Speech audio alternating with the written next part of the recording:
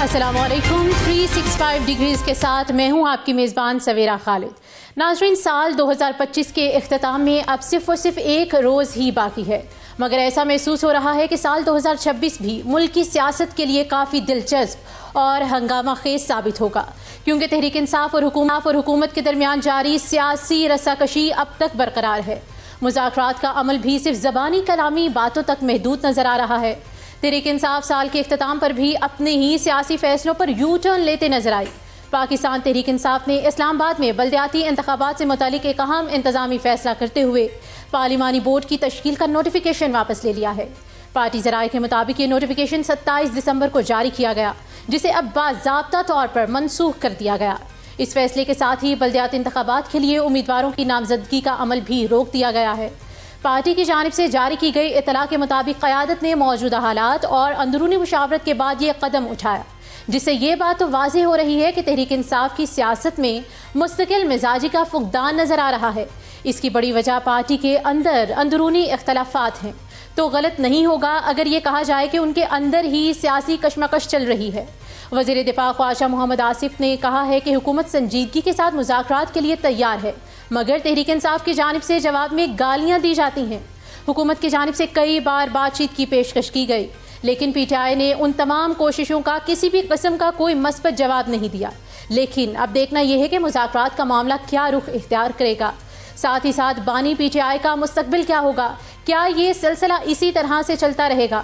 دوسری جانب اسلام آباد میں سابق D G I lieutenant general retired Faiz Hameed کی جانب سے ملٹری کورٹ کی سزا کے خلاف باضابطہ طور پر اپیل دائر کر دی گئی ہے، جس کے بعد یہ معاملہ ایک بار پھر قومی سطح پر توجہ کا مرکز بن گیا ہے۔ اپیل میں موقف اختیار کیا گیا ہے کہ لیفٹیننٹ جنرل ریٹائرڈ فیض حمید کو سنائی گئی سزا قانون کے تقاضوں کے خلاف اور غلط بنیادوں پر دی گئی ہے، جبکہ پروسیکیوشن بھی اپنے الزامات ثابت کرنے میں ناکام رہی۔ اپیل میں شفاف ٹرائل کے حق کو نظر انداز کیے جانے کا بھی موقف اختیار کیا گیا، جس پر اب متعلقہ فورمز پر سماعت متوقع ہے۔ ناظرین، سوال یہ ہے کہ کیا فیض حمید کی جانب سے دائر کردہ اپیل کا نتیجہ نکلے گا یا نہیں؟ کیا فیض حمید کو عدالت کے ذریعے ریلیف ملنا ممکن ہو سکے گا یا نہیں؟ پروگرام کے آخری حصے میں ہم بات کریں گے ان تمام سوشل ایشوز پر۔ پاکستان میں ڈیجیٹل فراڈ عوام کے لیے ایک عذاب بن چکا ہے۔ اس مالیاتی دھوکہ دہی سے صارفین کو ہر سال 9 ارب ڈالر سے زائد کا نقصان پہنچ رہا ہے۔ اس فراڈ سے پاکستان کا سالانہ جی ڈی پی کا بڑا حصہ ضائع ہو رہا ہے، جو آئی ایم ایف کے قرض پروگرام سے بھی 33% زیادہ ہے۔ یہ انکشاف global state of anti scams report 2025 میں کیا گیا ہے۔ اس رپورٹ کے مطابق پاکستان ان ترقی پذیر ممالک میں شامل ہے جہاں مالیاتی فراڈ معیشت کے لیے سنگین خطرہ بن چکا ہے۔ سوال یہ ہے کہ پاکستان میں سالانہ تقریباً 9 ارب ڈالر کا فراڈ، اور آخر ذمہ دار کون ہے؟ کیا حکومت کے آن لائن فراڈ روکنے کے تمام اقدامات ناکافی ہیں؟ اور مزید کون سے اقدامات اور قانون سازی کی ضرورت ہے؟ ان تمام معاملات پر بات کرنے کے لیے ناظرین ہمارے ساتھ آج کے پروگرام میں موجود ہوں گے ہمارے گیسٹ امجد علی نیازی، آپ کا تعلق پاکستان تحریک انصاف سے ہے، عظمیٰ کاردار ہمیں جوائن کریں گی، پاکستان مسلم لیگ نون سے آپ کا تعلق ہے، اور قادر علی مندوخیل پاکستان پیپلز پارٹی سے۔ بہت شکریہ آپ سب کا، آپ نے پروگرام کو وقت دیا۔ امجد علی نیازی ہمارے ساتھ موجود ہیں، آپ کا تعلق پاکستان تحریک انصاف سے ہے۔ امجد علی صاحب، ایک بار پھر سے آپ کو شکریہ کہنا چاہوں گی۔ پروگرام کے پہلے حصے میں ہم بات کر رہے ہیں پی ٹی آئی کی جانب سے ایک بڑے یو ٹرن کی، کیا سمجھتے ہیں، کیا وجوہات بنی یہ یو ٹرن لینے کی، اور یہ کتنا مثبت ثابت ہوگا پاکستان تحریک انصاف کے لیے؟ اس میں کون سا یو ٹرن ہے ایسا، مطلب جس میں کہا جائے کہ ہم نے اس کو چینج کیا؟ ہم نے لوکل باڈیز جو ہیں اس کے اوپر تو بالکل واضح ہدایات ہیں کہ ہم اس میں حصہ لیں گے، اور جہاں تک تعلق ہے ہماری چھینی جانے والی جو سیٹیں ہیں تھرو کورٹس، اس کے اوپر جو ہے بالکل بائیکاٹ کا فیصلہ ہے۔ ہاں، اگر کوئی بات آ جاتی ہے تو اس کے لیے ڈفرینٹ ڈیسیجن ہے، اس کی ڈفرینٹ جو ہے وہ بات چیت ہوگی، یا اس کے اوپر جو ہے وہ لائمل ہوگا ہمارا۔ اور جہاں تک ہمارا یہ گراس روٹ لیول کی جو پالیٹکس ہے، اس میں تو پاکستان تحریک انصاف جو ہے وہ پورے شد و مت سے جو ہے وہ حصہ بھی لے گی، اور قائم ہے اس کے اوپر اس میں کوئی ابہام نہیں ہے. سر لیکن اس حوالے سے امیدواروں کی نامزدگی کا عمل بھی روک دیا گیا ہے. کیا سمجھتے ہیں اگر آپ کی طرف سے یو ٹرن نہیں لیا گیا اور اس سارے اسنا میں نامزدگیوں کا عمل تو رک چکا ہے کہیں نہ کہیں؟ نہیں، اس کے لیے ایک پروسیسنگ پالیسی جو ہے وہ سامنے آئے گی. وہ ابھی آپ کو چونکہ انٹرنل چیزیں ہیں کچھ، وہ آپ کو فی الوقت نہیں بتائی جا سکتی، لیکن وہ سامنے آ جائیں گی آپ کے کچھ ٹائم میں نا، جو حکمت عملی. خواجہ آصف کا بھی موقف سامنے آیا. ان کی جانب سے بڑا ڈائریکٹلی کہا گیا ہے کہ ہماری طرف سے تو نیگوسیشن کے دروازے، بات چیت کے دروازے 24 گھنٹے پاکستان تحریک انصاف کے لیے کھلے ہیں، لیکن نہ پاسٹ میں اور نہ ہی حال میں پاکستان تحریک انصاف کی جانب سے کوئی اس پر مثبت نتیجہ سامنے نہیں آیا، کوئی پوائنٹ سامنے نہیں آتا، وہ بات کرنے کے لیے تیار نہیں ہے. اس پہ آپ کیا کہیں گے؟ سویرا، پاکستان تحریک انصاف کو عمران خان نے کوئی مینڈیٹ نہیں دیا نیگوسیشنز کا. ہاں، جہاں تک تعلق ہے علامہ ناصر صاحب کا اور محمود اجگزئی صاحب کا، ان کو بالکل مکمل ترین اختیار دیے گئے ہیں کہ وہ آگے کی طرف بڑھ سکتے ہیں، مزاحمت کر سکتے ہیں، یا کوئی بھی لائحہ عمل جو وہ بنانا چاہے اس میں ان کو خود مختاری دی گئی ہے. اور جہاں تک تعلق ہے ہماری لیڈرشپ کو، پاکستان تحریک انصاف کی، ان کو یہ اختیار حاصل نہیں ہے کہ وہ کوئی بات چیت کر سکیں یا کوئی اس کے اوپر جو ہے اپنا لائحہ عمل دے سکیں.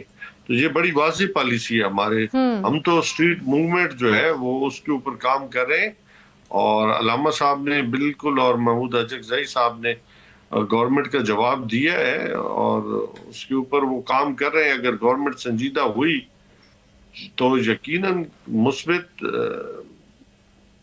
ان کو ملے گا. لیکن افسوسناک ہے کہ گورنمنٹ جو ہے صرف گفتن، نشستن اور برخاستن کرنا چاہتی ہے. عملی طور پہ ان کا کوئی ارادہ نہیں ہے کہ آگے کی طرف بڑھا جائے، جو ہماری نالج کے مطابق ہے. عملی طور پہ حکومت کا کوئی ارادہ نہیں ہے. سر اس حوالے سے بھی ہم بات کر لیتے ہیں. پاکستان مسلم لیگ نون سے عظمیٰ کاردار صاحبہ ہمارے ساتھ موجود ہیں. عظمیٰ صاحبہ، ابھی آپ نے گفتگو سنی ہے امجد علی صاحب کی. ان کی جانب سے کہا گیا ہے کہ جو حکومت کی جانب سے صرف اور صرف وقتی طور پر باتیں ہوتی ہیں اور یہ باتیں صرف باتوں تک ہی محدود رہتی ہیں، کوئی اس پر حکمت عملی اپنائی نہیں جاتی ہے. کیا کہیں گے؟ اور ساتھ ہی ساتھ میں آپ کے اس پر بھی کامنٹس لینا چاہوں گی کہ یہ جو نامزدگیوں کا عمل رکا ہے، پاکستان مسلم لیگ نون کی جانب سے کیا موقف سامنے آیا ہے؟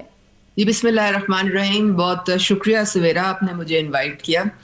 سویرا، جب آپ کی جمہوری سوچ نہ ہو اور آپ کسی کے مینڈیٹ کو تسلیم نہ کریں اور میں نہ مانوں کی رٹ لگا کے بیٹھے رہیں، تو پھر اس کا وہی نتیجہ نکلتا ہے جو آپ دیکھ رہے ہیں، جو اس وقت تحریک انصاف جو ہے کنفیوژن اور کیوس کا شکار ہے.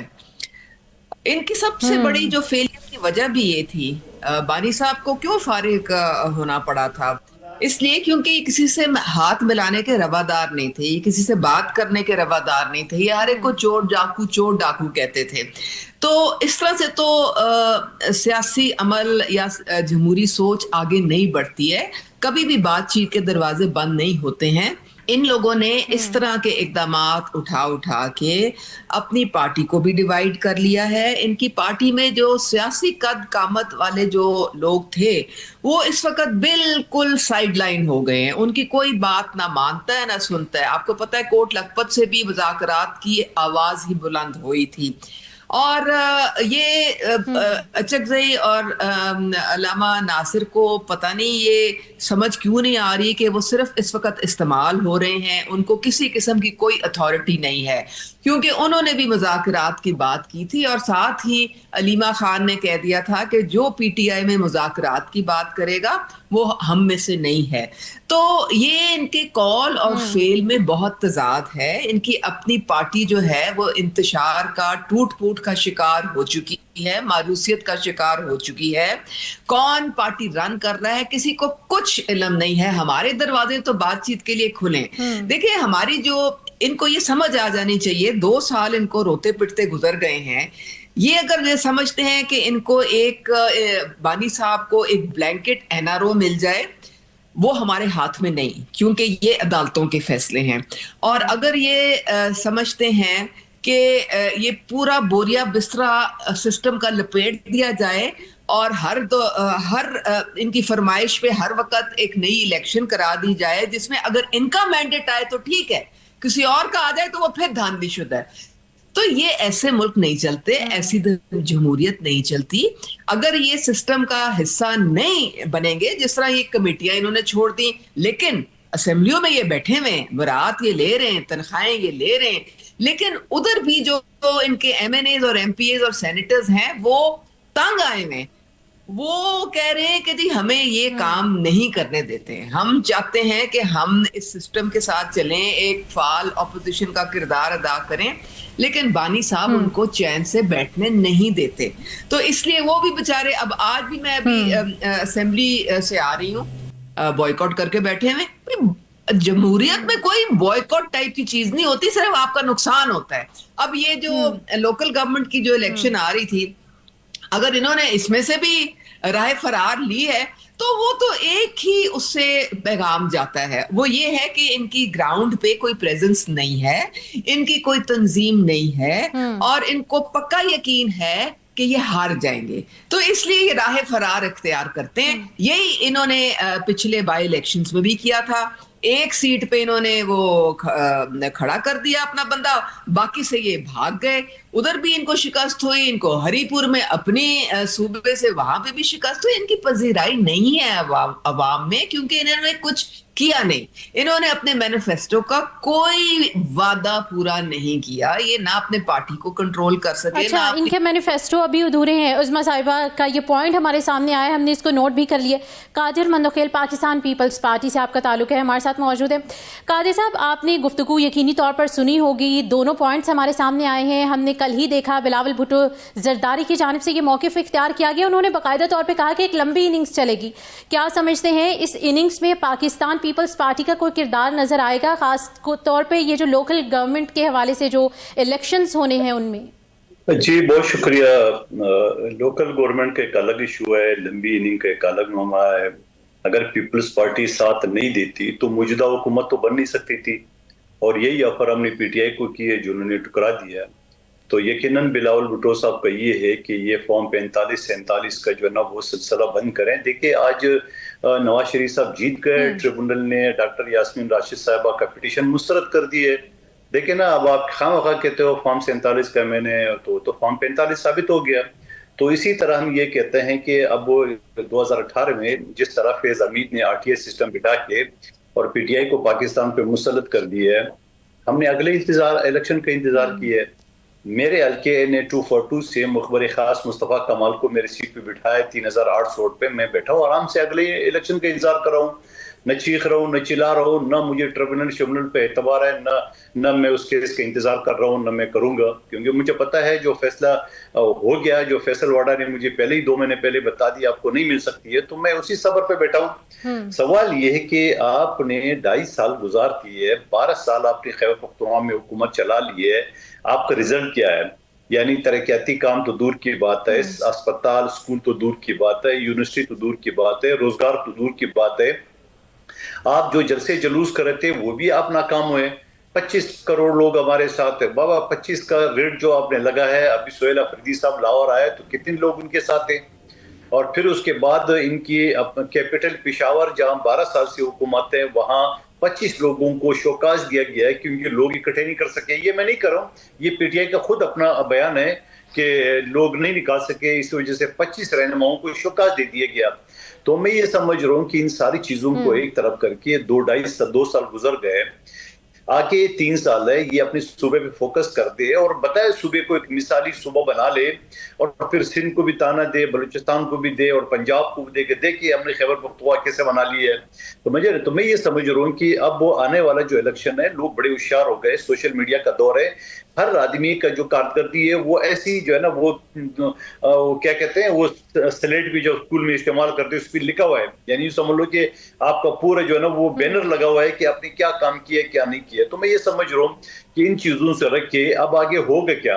آپ مجھے بتا دو کہ سارے عربے تو استعمال کر لیے, پارٹی کے نوجوانوں کو نے میر جعفر میر صادق ڈکلیئر کیے, اور وکلا ان کو پارٹی سنبھال نہیں سکے، پرائے پارٹی سے لوگوں کو ادھار پہ لینا پڑا اپوزیشن لیڈر بنانے کے لیے. اب اور کتنے گریں گے اور کتنی اپنی زوال دیکھیں گے. اگر اس چیز پہ خوش ہو گئے، ایک دوسرے کی تعریف کر دیں گے، او جی کل الیکشن کراؤ خان جیت جائے گا. بابا کل کیوں الیکشن کرائیں گے؟ آپ نے 2018 میں RTST میں بٹھا کے تو آپ نے کرایا الیکشن، ہم تو چیخا بڑا، آپ نے نہیں کرایا.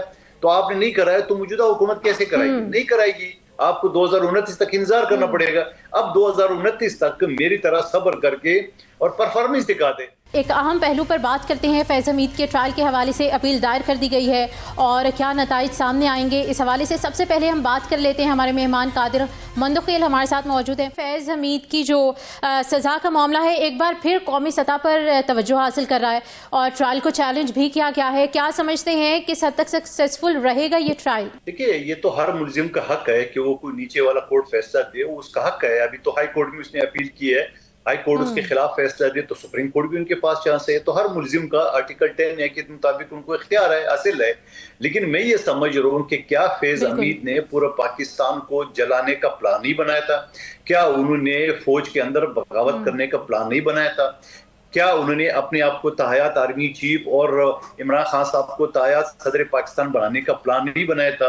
کیا انہوں نے فیلڈ مارشل عاصم منیر کے اپوائنٹمنٹ سے پہلے ایز آرمی چیف 2 دن پہلے وہاں JHQ پہ دھرنا نہیں دیا تھا؟ تو یہ سارے اشارے، وہ جو شہدا کے جو یادگاروں کو جلایا وہ تو الگ ہے. تو میں یہ سمجھ رہا ہوں یہ ساری چیزیں ہو گئی ہے اور پھر حکومت کے پاس پروسیکیوشن کے پاس ثبوت ہوں گے.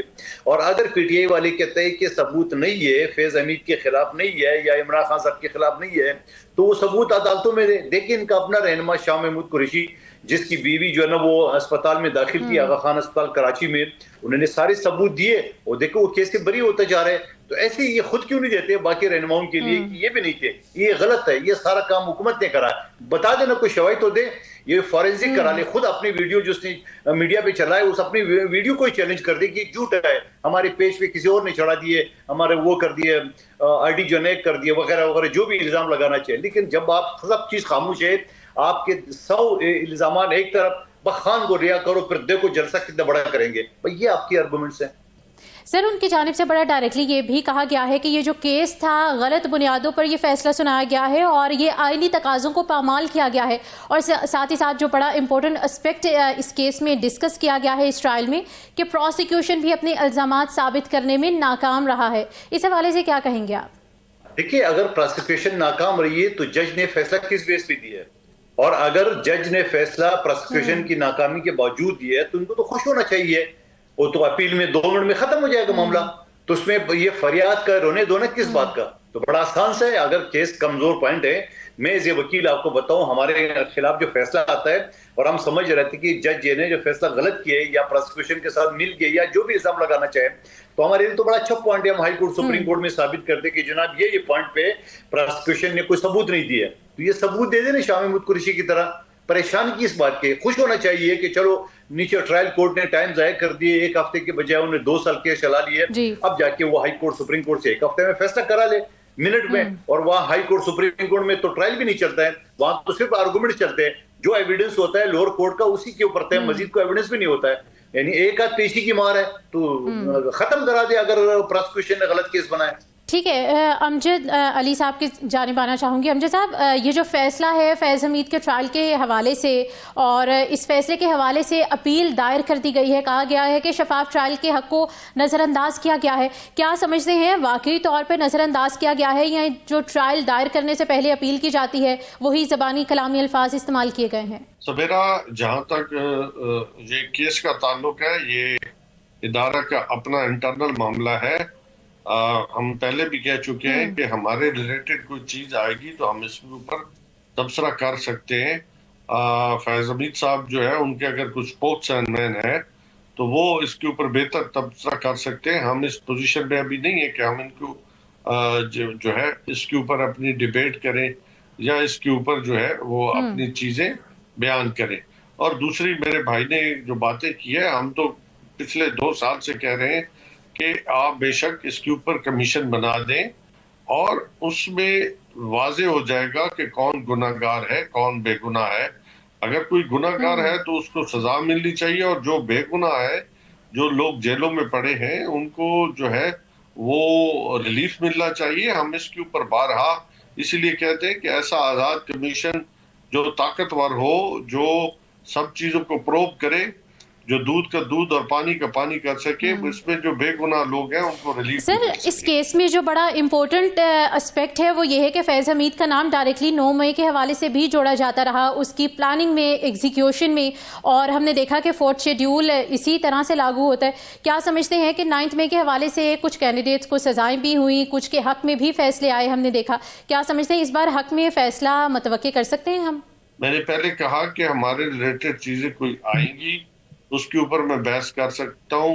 اس سے پہلے جو ہے ہماری جو بحث ہے نا وہ ان کے کوئی اسپوکس مین یا ان کی لیگل ٹیم ہی اس کے اوپر بتا سکتی ہے, کیونکہ ابھی یعنی آپ یہ کہہ رہے ہیں کہ پاکستان تحریک انصاف کا فیض حمید کے ٹرائل کے ساتھ کوئی لینا دینا نہیں ہے؟ بالکل.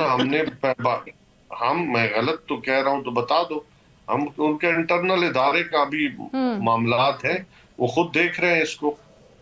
ٹھیک ہے, اداروں کو خود دیکھنے کی ضرورت ہے. یہ ہمیں کامنٹس آئے ہیں امجد نیازی صاحب کی جانب سے. مس کاردار صاحبہ بتائیے گا کہ جو کامنٹس ہمیں نیازی صاحب کی جانب سے موصول ہوئے ہیں کہ یہ اداروں کا انٹرنل میٹر ہے, Pakistan Tehreek Insaf directly indirectly in any way اس کے ساتھ کنیکٹڈ نہیں ہے, کیا سمجھتی ہیں آپ؟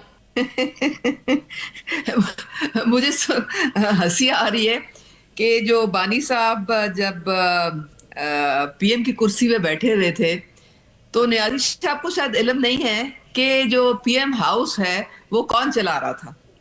پی ایم ہاؤس ایک شخص چلا رہا تھا جس کا نام ہے فیض حمید, اور کوئی چیز ایک پتا بھی نہیں ہل سکتا تھا اس پی ایم ہاؤس میں فیض حمید کے حکم کے بغیر. اور یہ ساری جو ان کو کورٹ مارشل ہوا ہے تو یہ کوئی خالہ جی کا گھر نہیں تھا. یہ ادارے نے اپنا جو خود احتسابی کا جو عمل شروع کیا وہ 9 مئی سے شروع ہوا ہے. آپ کو یاد ہے کہ سب سے پہلے بہت ہائی رینکنگ آفیسرز اور کافی سارے لوگ جو تھے ادارے نے ان کو جو ہے وہ کٹہرے میں کھڑا کر کے ان کا فیصلہ اسی وقت سنا دیا تھا. فیض حمید کا تو کافی لمبا لٹکا ہے کیس, اور کئی مہینے جو ہے پوری ایویڈنس ظاہر ہے اگر جب ان کو سزا ہوئی ہے تو پوری ایویڈنس کے ساتھ, پورے شواہد کے ساتھ کہ نمبر 1 انہوں نے اپنے اختیارات سے میں ایک بات کہنا چاہوں گا. سب کو پتا ہے کہ اختیارات سے انہوں نے کیسے تجاوز کیا تھا اور کس طرح سے ان کی سیاسی مداخلت جو ہے وہ بھی پروو ہو گئی ہے. کس طرح سے انہوں نے بیٹھ کے بانی صاحب کے ساتھ پورا یہ ایک پلان بنایا تھا 9 مئی کا, اور کس طرح سے اس کو جو تھا اس کو امپلیمنٹ کروایا اور ایکسیکیوٹ کروایا. تو یہ تمام جرائم کس طرح سے ایگزیکیوشن ہوئی. نیازی صاحب بھی کوئی اپنا پوائنٹ دینا چاہ رہے ہیں, ان سے بھی ان کی رائے جان لیتے ہیں اس بات پہ. عظمیٰ کاردار کی جانب سے جو کہا گیا. بات کہنا چاہوں گا سویرا بھائی, انہوں نے اتنی لمبی چوڑی بحث کی ہے قادر مند خیال صاحب نے اور عظمیٰ کاردار نے, انہوں نے چارج شیٹ پڑھی ہے.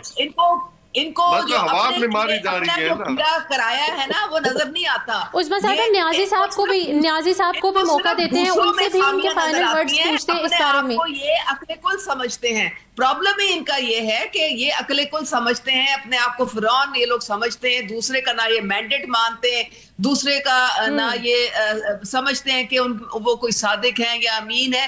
پرابلم ہی ان ساروں کا یہ ہے. تو ان کو میں اب کیا کہہ سکتی ہوں, ان کو آپ ان کے حال پہ چھوڑ دیں. اب جو ان کو رائٹ آف اپیل چونکہ فیض حمید کو تھا تو وہ ایک قانون کے مطابق رائٹ آف اپیل اپنا وہ استعمال کریں, ضرور کریں, لیکن یہ اتنا سکہ بند ان کے خلاف ثبوت ہے جو کہ عدالتوں میں پروو ہو چکا ہے کہ مجھے نہیں لگتا کہ ان کو کوئی بھی ریلیف مل سکے گا. نیازی صاحب بھی کچھ کمنٹس دینا چاہ رہے ہیں اسی سٹیٹمنٹ پہ. جی میں یہی کہنا چاہ رہا ہوں, ان کو تو یہ بھی نہیں پتا کہ کیس نمبر کیا ہے, ان کو چارج شیٹ کن میں کیا گیا ہے, کون سے اس کے اوپر جو ہے پراسیکیوشن نے کون سے ایویڈنس دیے. मतलब मैंने नहीं भी पढ़ा। उस्मा साहिबा आपके ऊपर फिर से हम आएंगे, न्याजी साहब को अपनी स्टेटमेंट करने दीजिए प्लीज। मक्खी निकालते हैं उसमें से उठा के फैज हमीद को बाहर फेंक दिया। न मैंने पढ़ा है न इन्होंने पढ़ा है, ऐसे बारे जा रही है बस। अच्छा, इसके हवाले से हम कुछ राय न्याजी साहब से भी ले लेते हैं। उस्मा साहिबा जरा मौका दीजिए न्याजी साहब को भी अपने पॉइंट्स प्रोसीड करने का। हमीद है कौन, तो छोड़ देंगे बातें सारी, पूरी अपने दुनिया में अपना तमाशा ना करवाएं, सबको पता है, सबको पता है। उस्मा साहिबा आपके पास वापस आएंगे, गुफ्तगू का सिलसिला इसी तरह आपसे भी राय लेते रहेंगे। न्याजी साहब के कमेंट्स लेना चाहते हैं, यकीनी तौर पर वो आपकी बात के जवाब में ही अपनी स्टेटमेंट देना चाह रहे हैं। जी न्याजी साहब। मैंने सवेरा कहा है कि ना किसी को पता है अभी तक कि जो मिलिट्री कोर्ट का फैसला है या जो प्रोसिक्यूशन ने जो एविडेंस दिए हैं और ना चार्जशीट जो दी गई है, ना केस का पता है, किसी को नहीं पता।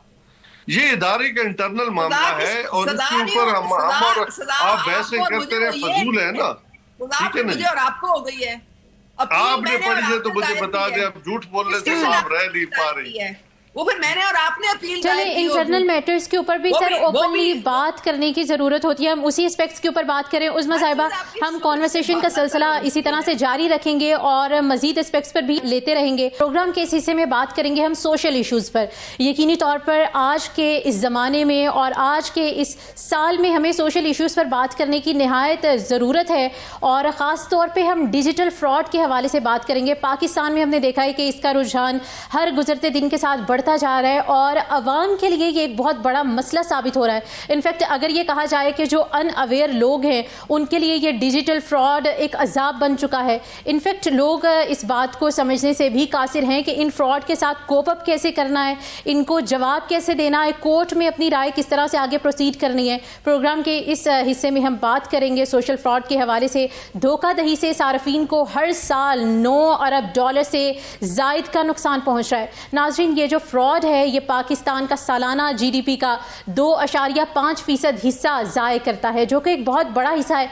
जीडीपी का यही हिस्सा हम किसी उस एस्पेक्ट पे खर्च करें जो पाकिस्तान को, पाकिस्तान के अवाम को फ़ायदा दे सके, तो यकीनी तौर पर इसके बहुत ज़्यादा और बहुत फ्रूटफुल हमें नताइज सामने आएंगे। उस्मा कारदार साहिबा से हम इस हवाले से उनकी राय जानते हैं। उस्मा साहिबा, पाकिस्तान में जो डिजिटल फ्रॉड का ये जो है निज़ाम बढ़ता चला जा रहा है, लोग अनअवेयर हैं इससे, क्या समझती है इसको कॉप करने के लिए, रोकने के लिए गवर्नमेंट को क्या इकदाम करने चाहिए?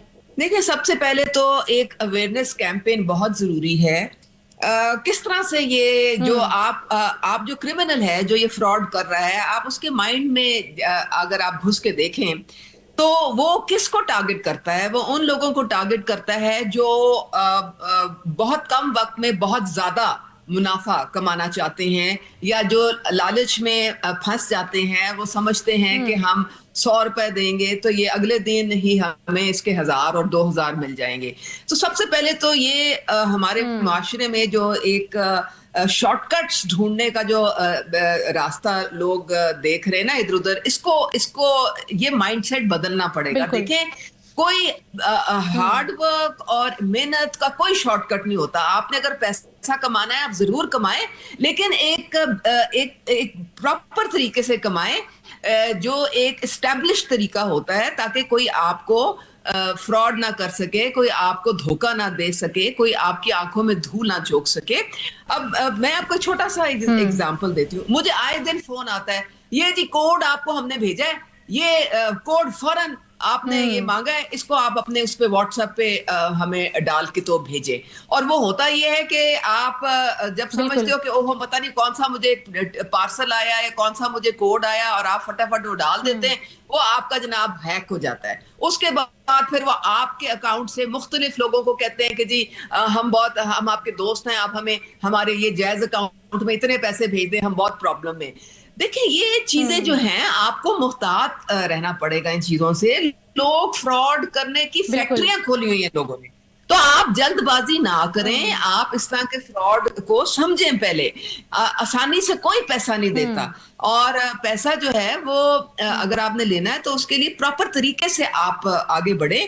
آن لائن فراڈ بھی بے تحاشا ہوتے ہیں, اس میں بھی آپ کو دیکھنا پڑتا ہے کہ آپ اپنا کریڈٹ کارڈ جو ہے کہیں ایسی جگہ جو ہے وہ ایکسپوز نہ ہونے دیں یا اس کے نمبر نہ ڈالیں جو سائٹ سیکیور نہیں ہوتی ہے. کئی ایسی سائٹس ہیں جو سیکیور ہوتی ہیں, لیکن کئی ایسی ہوتی ہیں جو ایسے ہی منہ چکے تو آپ کا وہ لے لیں گے کریڈٹ کارڈ اور پھر اس کو آپ کے اکاؤنٹ سے وہ اتنے لاکھوں پیسے نکال لیں گے. تو یہ ہمیں آج کل کے زمانے میں ہمارے کئی بیچارے معصوم لوگ ہوتے ہیں, ان کو سمجھ نہیں آتی ہے. ہر دوسرا بندہ جو ہے یہ ان کے نرغے میں آ جاتا ہے, ٹریپ ہو جاتا ہے. تو یہ وہی والا حساب ہے جس طرح ہیومن ٹریفکنگ میں لوگ ٹریپ ہو جاتے ہیں, ایجنٹس جو ہیں اتنا لاکھوں ان سے نکال لیتے ہیں اور آخر میں سوائے جان کی ضیاع کے اور دھوکہ دہی کے اور کچھ ان کے ہاتھ نہیں آتا ہے. تو ہم لوگوں کو تھوڑا سا لالچ جو ہے نا اور یہ جو سبز باغ جو لوگوں نے دکھانے شروع کر دیے ہیں, اس سے بچنا پڑے گا. بالکل اویئرنیس کمپینز چلانے کی ضرورت ہے اور لوگوں کو یہ بتانا ہے کہ اس طرح ان اسکیم سے, اس فراڈ سے بچا کیسے جا سکتا ہے. قادر مندوخیل کی جانب آنا چاہوں گی.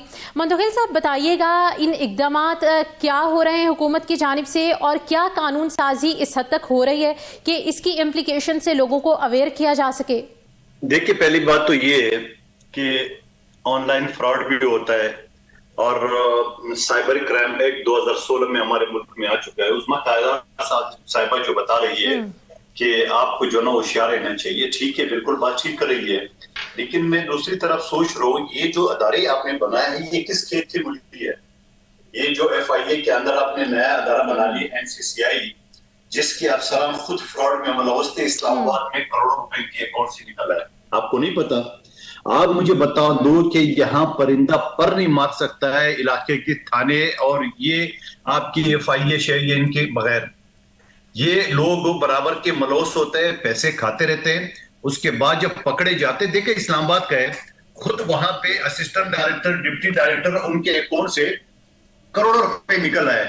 تو یہ کس بات کے نکل رہا ہے؟ یہ خود ملوث ہوتا ہے, یہ خود برابر کی حصدار ہوتے ہیں اور اس کے بعد کوئی ادھر ادھر کوئی آ جاتا ہے, اس کے بعد معاملہ ختم ہوتا ہے. میرے اکاؤنٹ سے 3 لاکھ روپے جو ہے وہ نکلے. میں نے NCCI کو 6 مہینے پہلے درخواست دی ہے اور سینٹر پہ سینٹر یہ پکڑتے کراچی میں. میں سوچ رہا ہوں کہ آج فون کیا کہ لو جی بندہ پکڑا گیا, آپ کا پیسے برآمد ہو گئے. تو سوال یہ آپ مجھے بتا دوں کہ یہ جو NCCI یا FIA ہے یا ہمارے تھانے ہے, پولیس ہے, یہ ہر جرم میں برابر کے شریک ہے. میں آپ کو بتاؤں یہ سوئی بھی جو نا کوئی نہیں چوری کر سکتا ہے ان کی مرضی کے بغیر. تو سوال یہ پھر یہ ادارے کیوں بنے ہیں؟ بند کر دے پھر ادارے, خواہ مخواہ کیوں تنخواہیں دے رہے, بڑی بڑی گاڑیاں کیوں دیے سارے. اگر ساری چیز ہم نے کرنا ہے, عوام نے کرنا ہے, اور یہ ادارے جو اس کے ساتھ ملے ہوئے ہیں برابر کی حصدار ہوتے ہیں, کھاتے ہیں, یہ میں الزام نہیں لگا رہا ہوں. ابھی اسلام آباد میں نہیں پکڑے گئے بالکل ادارے مندوخیل کی جانب سے یہ کہا گیا ہے کہ ادارے بھی اس میں برابر کے ملوث ہیں. عظمیٰ صاحبہ آپ کی جانب آنا چاہوں گی, آپ کے ریمارکس اس کے اوپر جاننا چاہوں گی کہ جس طرح مندوخیل صاحب نے کہا ہے کہ ادارے اس میں برابر کے شریک ہیں, باقاعدہ طور پر ادارے بنے تو ہوئے ہیں لیکن وہ کیا کام کر رہے ہیں وہ نظر نہیں آ رہا اس سوشل اسکیمز کو ریکور کرنے کے لیے. اور ساتھ ہی ساتھ ایک اور بڑا سوال میرے پاس یہ ہے کہ بے نظیر انکم سپورٹ پروگرام یقینی طور پر ایک فلاحی کام ہو رہا ہے, بہت سارے لوگوں کو اس سے ریلیف ملتا ہے, لیکن بہت سارے میسیجز بھی ریسیو ہوتے ہیں لوگوں کو کہ بے نظیر انکم سپورٹ پروگرام سے ہم بات کریں تو آپ کا اتنا کا ایوارڈ ہے, اتنا انعام آپ کا نکلا ہے, اتنے پیسے آپ کو ملیں گے, لیکن یہ کوڈ انٹر کریں اور یقینی طور پر وہ ایک اسکیم ہوتا ہے. اس حوالے سے بھی بتائیے. دیکھیں یہ بات جو کر رہے ہیں نا قادر مندوخیل صاحب, ہمارا جو سائبر کرائم میں جو ڈیل کرتا ہے نا ادارہ وہ FIA ہے, لیکن میں آپ کو یہ بتا دوں کہ ہمارے FIA کے جو یہ آن لائن جو فراڈ کے جو ادارہ جو اس کا اس وقت ذمہ داری جس کے اوپر ہے, ان کے پاس اتنی کیپیسٹی بلڈنگ نہیں ہے, اتنے ریسورسز نہیں ہیں. اگر وہ ایکشن لیتے بھی ہیں تو آن لائن فراڈ پکڑنا جو ہے بہت مشکل کام ہوتا ہے, وہ کوئی اتنا آسان نہیں ہوتا. مندوخیل صاحب ابھی ہماری عظمیٰ کاردار صاحبہ سے بات ہوئی ہے, ان کی جانب سے یہ کہا گیا ہے کہ ادارے تو ہیں, جس طرح سے آپ نے کہا کہ FIA ہے, سائبر کرائم ہے, NCCI ہے, لیکن اس کرائم کو پکڑنے کے لیے ہمیں بہت زیادہ ریسورسز چاہیے. کیا سمجھتے ہیں ریسورسز ناکافی ہیں یا کافی ہیں یا اقدامات کا فقدان ہے؟ دیکھیں سوال یہ کہ ریسورسز اگر نہیں تو یہ دکان کھول کے کیوں بیٹھے ہوئے ہیں؟ یہ بڑی بڑی گاڑیاں، بڑے بڑے دفاتر کیوں بیٹھے ہوئے ہیں؟ آپ مجھے بتا دو کہ جب خود یہ فراڈ میں ملوث ہوتا ہے، خود ان کی سپورٹر ہوتا ہے، یعنی اگر آپ کوئی ایران کا افغانستان کوئی اسمگلنگ کا مال لاتے ہو تو یہ کیوں ہوتا ہے؟ اور پھر یہ جو میں عظمیٰ صاحبہ بتا رہی میسیجز بالکل آتے ہیں، کیا یہ میسیجز روک نہیں سکتے؟ ابھی پچھلے دنوں میں ہمارے ایک سابق وفاقی وزیر کا اکاؤنٹ ہیک ہو گیا، اس کے بعد میں نے NCCI کو فون کیا ہے، میں نے کہا جناب ابھی بھی اس کا نمبر آن ہے اور میں چیٹنگ کر رہا ہوں ان کے ساتھ، آپ دیکھ لیں۔ کہہ رہے آپ ایسا کریں بندہ کدھر ہے؟ میں نے کہا اسلام لے، کہہ رہے وہاں کمپلین کر لیں۔ تو بابا آپ ہی کر لیں، آپ کو میں کمپلین کر رہا ہوں۔ سوال یہ کہ یہ حال ہے ان کی نائلی کا، کروڑوں روپے تو لے رہے، لاکھوں روپے تنخواہ لے رہے، مگر اس کے بعد یہ میسج نہیں پکڑ سکتے۔ آپ مجھے ایک بات بتا دو، بڑے بڑے ہمارے انٹیلیجنس نے کام کیے، دیکھیے ابھی کوئی خودکش خواتین پکڑی گئی ہے یہاں کراچی سندھ پولیس نے، تو میں یہ سمجھ لوں کارکردگی ہے، جو کارکردگی اچھی تو تعریف کرنی چاہیے، مگر یہ جو آئے دن لوگوں کو میسیجز آتے ہیں، کہاں سے آتے ہیں ان کو نہیں پتہ چلتا ہے۔ یہ جو بڑی بڑی مشینری لگی ہے، 40 ارب روپے کا فائر وائل خرید لی چائنا سے، یہ کس کھیت کی مولی ہے؟ بالکل انٹرنل فیکٹ کام کرنے کی ضرورت ہے، ادارے تو بنے ہوئے ہیں، آرگنائزیشنز ہیں، لیکن ان کو کس طرح سے لے کر چلنا ہے اس پر کام کرنے کی ضرورت ہے۔ مندوخیل صاحب ہمیں اپنی آرا سے آگاہ کر رہے تھے، آپ کا شکریہ۔ ہمارے پروگرام میں عظمیٰ کاردار صاحبہ موجود تھیں اور ساتھ ہی ساتھ امجد علی نیازی نے ہمیں وقت دیا، آپ سب کا بہت شکریہ۔